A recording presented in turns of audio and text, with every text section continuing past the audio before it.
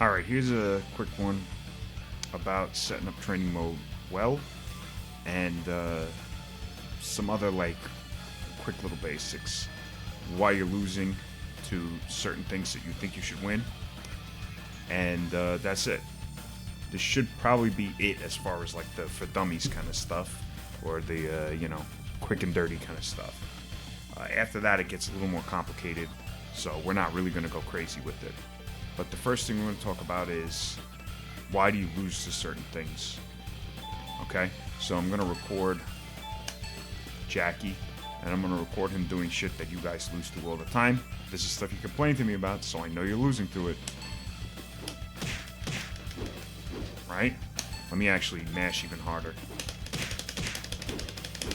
Okay, there you go. So you lose to mash on this, right? Even though you're plus. The reason is because in VF there's something called a buffer frame window, right? Buffer window. A lot of games now have it. This is an old game. This is from 2012. Game's been around for a long time. And there were always buffer windows in a lot of games. But VF has always been known for having a really long buffer window. Ever since VF4, it's a very long buffer window. Okay? So the idea is, this was uncommon at the time, and I think it's still kind of uncommon for some people. So even if you're playing Tekken, if you didn't come in on Tekken 8, you probably you're not used to buffering very hard. So we're going to talk about the buffer real fast. If you're not buffering, and they are buffering, you can kind of forget about frame data at all. Okay? If I wait for his move to finish, and then I try to attack, it's a crapshoot if I'm actually going to get my frame advantage out. He might hit me. I might hit him, he might hit me. It's all based on when I push the button, and I'm waiting for his move to finish, and I'm pushing the button. This is not how you play VF, because VF's a fast game. You need to be fast. Right? You might lose. So we need to buffer our attack. I want you to watch my command display input. I want you to see how early I'm pushing that. At that time I didn't do it right, but yeah. There you go. See? I'm not waiting for the move to finish. I'm just doing it as soon as I block. As soon as I register that my block happened, I'm just pushing it. Okay? So for fast moves like this, you really need to buffer quickly, right? You might say, oh, I have 15... this is, what do you call it? I have +5 on this. So technically, I can even do like a big giant move like this. And you can. If you're good at buffering, go right ahead. Do the big giant move, right? But you have to be fast, right? So if you're not able to do your big giant moves, right? Like if you have like a 6-6P or like a 6-6-6P, right? Like you're Akira, right? And you want to do 6-6-6P, it might not come out for you correctly and you might get buffered. So just use something you know you're going to get whenever you block, right? And then just get that buffer window down. As you get better, you're going to be able to use better things, right? You're going to be able to get combos off, right? It doesn't matter, right? But you have to get, like, you have to get better, right? You have to practice with just the basic stuff, right? So try just setting the dummy to do that. Dash up, mash 2P in your face, block the first one, and then just elbow. Get that plus frames. Get those counter hit frames. Remember? You can even combine what I did in the first quick and dirty guide, where you get your counter hit launch and stuff, and try and do... and combine it, right? You get the counter hit, so you get your frames, and then you do your counter hit launch, right? Whatever. Anyway, you can do this as a drill, but definitely drill this, because you guys are saying you lose to this all the time. That's the reason why. One other thing you guys say you lose to all the time that you don't understand is strings. Okay, so you might have noticed in the quick and dirty part 1 or whatever, I never ended up telling you guys to use strings. I told you to use other stuff. I told you to use stuff like this. Elbow, 2P, right? I have him set to throw it still. Have him elbow, 2P, jab, PK, right? All these things. I didn't tell you use strings, right? Like, you know, I'm playing Brad right now. Brad has PPPK, right? Brad has, what do you call it? I don't know. He's got a lot of cool strings. He's got 6PK, right? I told you use 6P, his elbow. Why am I not telling you use 6PK? 6PK seems pretty good. Why am I not telling you use 4PK? Why am I not telling you use, right, all this other stuff? Well, it's because strings are kind of weird, okay? They're both really strong and they're really weak, okay? So strings, in general, I'm going to have Jackie do a string, okay? I'm going to have him do this string, and I'm going to block it.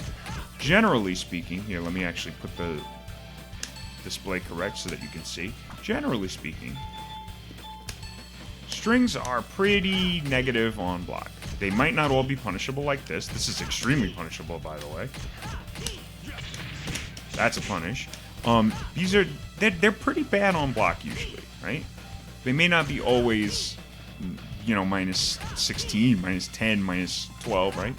But they tend to be pretty bad on block. So you usually are giving up a lot on strings. Strings are also predictable. I know I can just block this whole thing, and I know what you're going to be doing, right? So it's not really an easy way to mix people.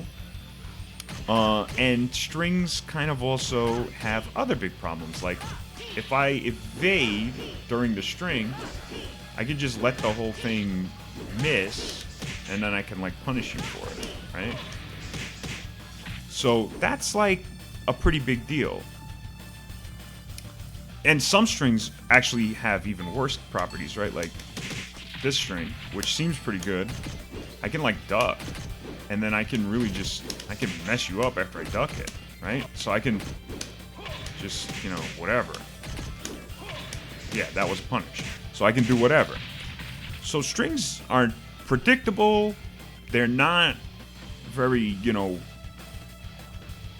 they're not very easy to, like, mess with and stuff.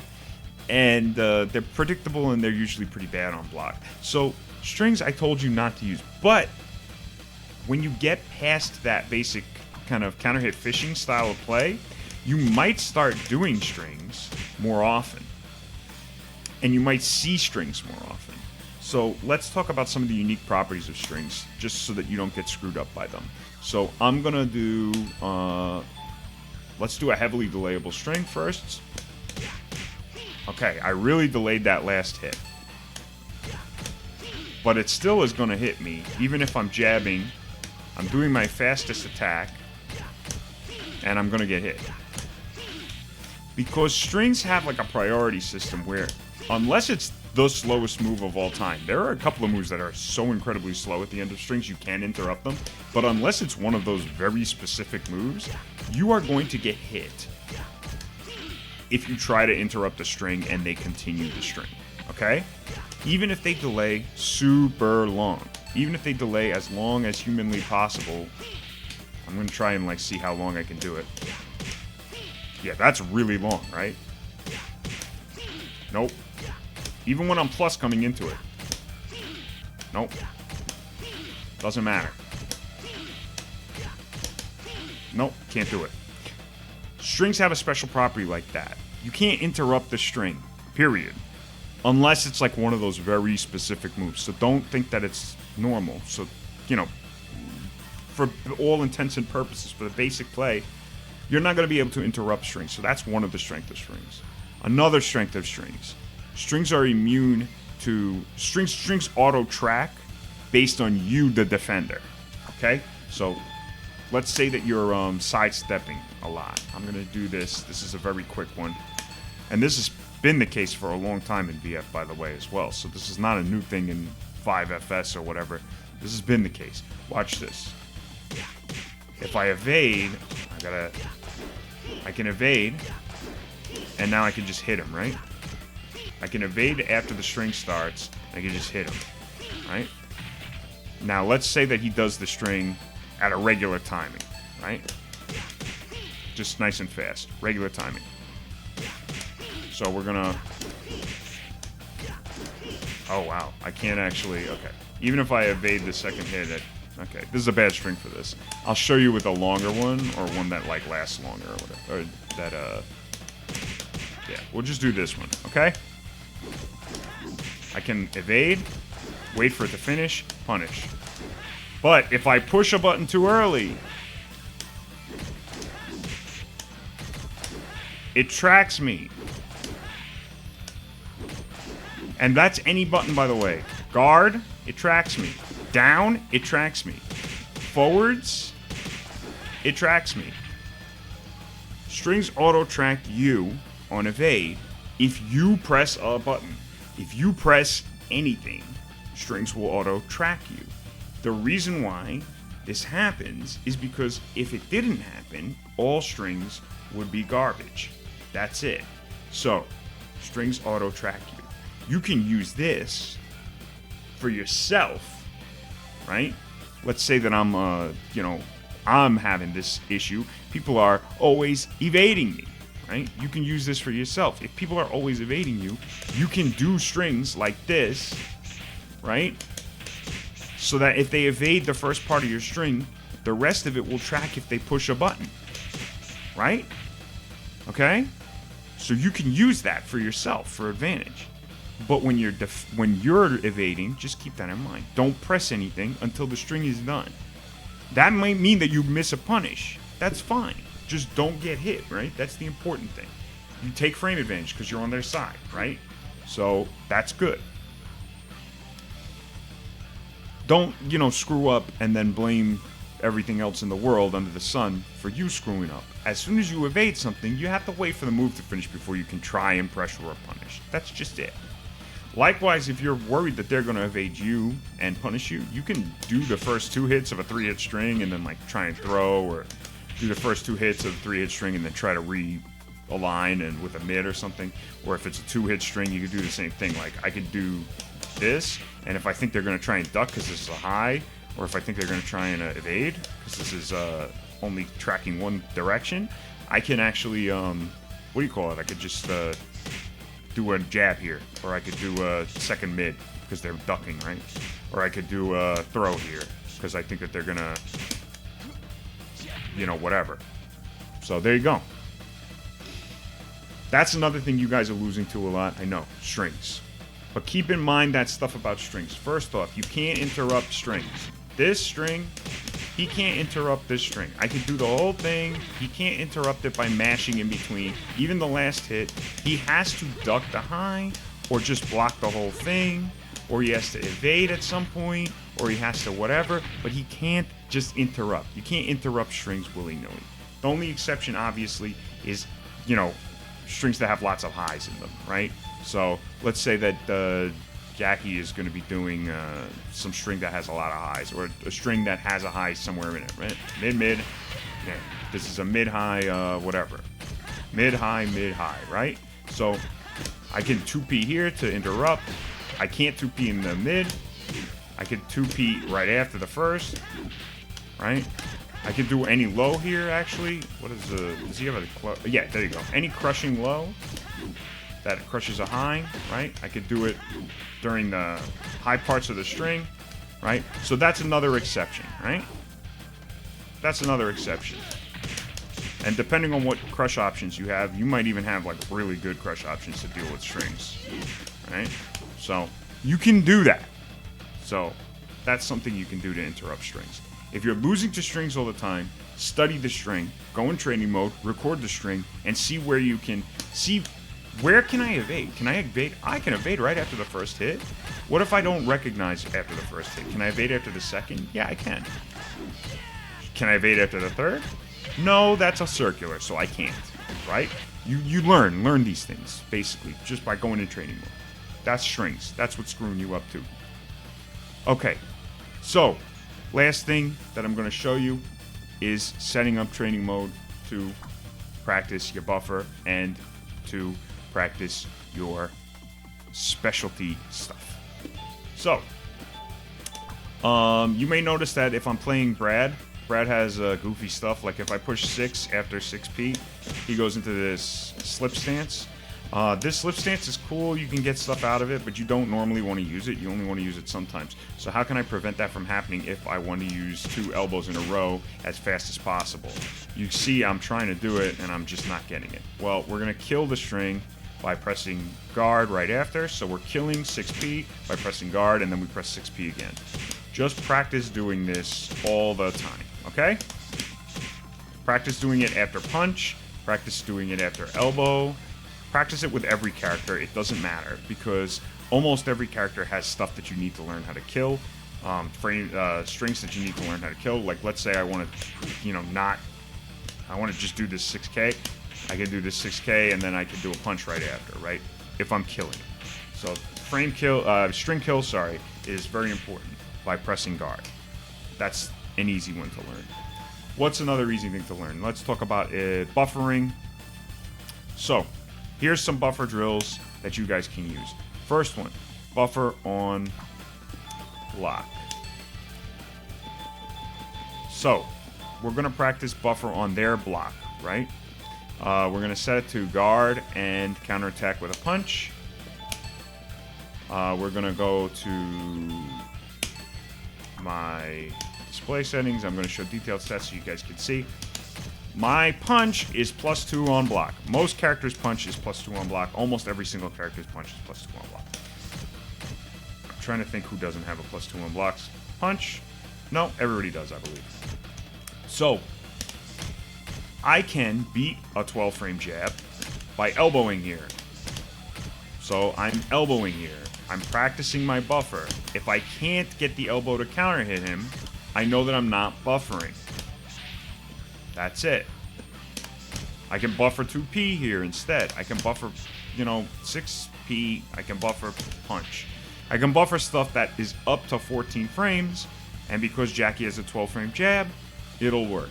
So, practicing buffer. I'm not telling you about the frames so that you can learn the frames. You don't need to learn the frames. You don't need to be a nerd to play VF. It helps. You don't need to.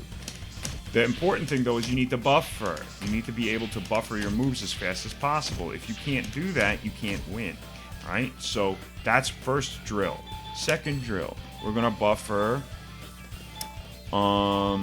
What are we going to buffer? We're going to buffer some movement stuff after. We're going to practice. This you should know already, because like I told you, do the tutorial first. But at -5 or lower, you can crouch dash under throws. You need to be able to know how to do this, because otherwise, you can be mixed off of even the most basic stuff. You can PK them, and they block the kick, and then you could still get thrown. So we need to, be able to do this stuff so that you can just get out of it. Well, what if they mid me, you say? Well, the thing is, if they mid you at -5 or lower, you are able to, let me show you that. You are able to cancel your crouch dash with block, and you're able to do it fast enough that they can't mid you, see? Oh my god. It's a little harder with Brad because I have to do that frame kill as well, but I'm doing it, see? I can show you over here. There you go. So, that's a drill. And in fact, it's an inbuilt drill. Use this one, guard and counterattack 5, throw or mid after a successful block, and then have the just input that fuzzy guard. Right? There you go. Well, I didn't do it right. So I know I need to practice my thing here. This drill is for me too, guys. I need to practice it. There you go. I'm buffering. I'm under. I got you. Grab that time. There you go. So you should practice that. That's drill number 2. And this is going to allow you to practice drilling your whatever, your input for a crouch dash there. Drill number 3, guard and counterattack number 3. These are all the inbuilt drills. We're going to use a move that's kind of minus, and then we're going to practice evading. So you're going to drill pressing evade after. You're going to buffer your evade, and then you're even going to buffer and evade dash cancel. So we're going to evade, we're going to dash, and we're going to press G. Why are we buffering all that in? Because let's say that what happens is they do a slower move, or they do a circular move, right? We want to be able to still block that move. If they do a delayed move, they're going to eat up our evade, and we're going to get a failed evade. We're going to need to cancel it, and then we're going to need to block. So we're doing down, forward, forward, G, up, forward, forward, G, or I could do down, forwards instead, and crouch dash, right? And I'm doing that. And just to show that it works, we'll see that it works on the next one, so don't worry. So that's another drill, okay? Third drill, we're gonna do evade on hit, when you're getting hit. So we're gonna have the guy jump up, bing bong, bing, and get hit, evade, get hit, evade, get hit, evade, get hit, evade, do it. I didn't even just do it. There you go. And you could do the same drill where you're inputting the dash and the cancel and the guard as well. And now we're gonna show you how to practice that. Dash up, ding dong, wait, and then elbow. Okay? We're gonna wait and then elbow, right? Ding dong, wait, and then elbow. I waited a really long time there, so you really see that it's happening.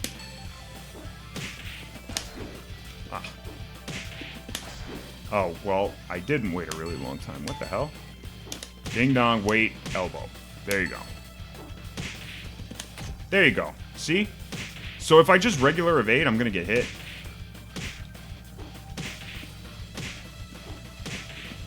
So I need to cancel it. Now I can block. Whoops. There you go. Now I can block. So there you go. You could even do it with ding dong, wait, throw. And that also is kind of interesting. Because normally, if you evade, you can get thrown. Because throws track. But you can do that trick to go under, right? So that's, but it's delayed throw. Because like if they do a throw right away, it's not going to work. Right? Because it's going to catch you during the part where you evade. So you can't cancel. So you can't cancel with a crouch dash. But those are drills. So do those drills. It's going to help you learn everything as far as movement, buffering, attack, buffering. Do those drills on both sides of the screen. And remember, you can do position setting to change your position. So now I'm on second player side, and I can do the same thing. So I can do ding dong, and I can practice the whole thing. Whatever. That's drills that you can do. Next is gonna be, oh yeah, punishing stuff. So you guys don't know this yet, but punishing stuff is easier than you might think. So I'm gonna record Jackie doing this because this is a twofold punish. It's super easy.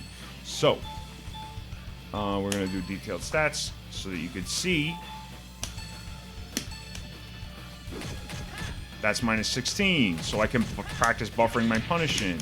I know I get the punish right because I get a blue counter butt thing. Only when it's on this display setting, by the way. That blue counter doesn't show up when you're on input display, just on this display. I get a blue counter. Blue means recovery hit. It means that so that even if I duck, right, or even if I evade, it means I punish the move. I'm hitting it during its recovery frames, not its active frames. If I hit the move during its active frames, it's because I did what do you call it? It's because I did a counter hit. What do you call it? I get a yellow counter hit, which I don't actually know if Brad has anything fast enough to interrupt that last hit with a yellow counter. I don't have anything fast enough for that. That's fine. But if I interrupt, I'll get a yellow counter hit, which is we've already seen in the last video. So we want to learn punish. So you can learn what's punishable. If a string is bothering you, go into training mode, block it, see if there's some time that you could duck it. See if you can duck it, see if you can punish with a launch after. I can. See if you can evade it. If you can evade it, see if you can launch punish it. When you evade, I can. Right? There you go. That's string defense. This is pretty much it. That's some more quick and dirty stuff. If you have any more questions about how to do anything, you know, I guess you could put a YouTube comment, but I'm probably not going to see it because I don't really go on YouTube other than to update upload tournament footage, and I guess more of these when I make them. So if you really want it to happen, join the Virtua Fighter Discord and ask me there, or you can go on virtuafighter.com and read all the stuff on the wiki. I have an account on there, but I don't use the forum that much anymore. It's just not, I don't go on forums that much anymore. That just, doesn't happen that much. But the wiki is perfect, and the forum is actually great and full of really informative people who are not me, who can answer your questions probably in a more eloquent and beautiful way. So feel free to go on there as well and create an account. Yeah. So if you have more questions about the game, join the Discord server and ask me there or whatever. All right. That should be enough to get you, basically playing at an intermediate level. And that's that. Oh, shit. All right. One last thing. Side throws for the babies. Not for the babies. For the beautiful guys out there who have stuck with me. My baby, whatever. I don't know. I don't know what I was trying to say. I got flustered. But side throws. How do you break a side throw? Let's just do that. So, I'm recording him going to my side and doing a side throw. You break the side throw. Oh my god. I have to get him to set up first. There you go. You break the side throw by looking at your character and seeing what direction they're facing and doing the opposite way. So what that means is, here's the boiling it down for the baby stuff. All you gotta do is, you see his front, if I see my own front, I hold back. If I see my own back, I hold forward. That's it. So, I see my own front, I have to hold back. Done. Whoop, nah. Yeah, okay, there you go. And I can lazy throw escape it. Yeah, there you go. That's it. And you can escape side throws 100% of the time because of this. That's it. Alright. That's the last thing I wanted to say about it. Side throws, by the way, it's universal. If you break a side throw, you're actually minus after. You're always -2 if you break the side throw. That's because the side throws are so easy to break that you should basically break all of them all the time, and you're only not going to break them when you're not paying attention or when your mind is a little bit preoccupied with other stuff. Like, I still get side thrown. It's fine.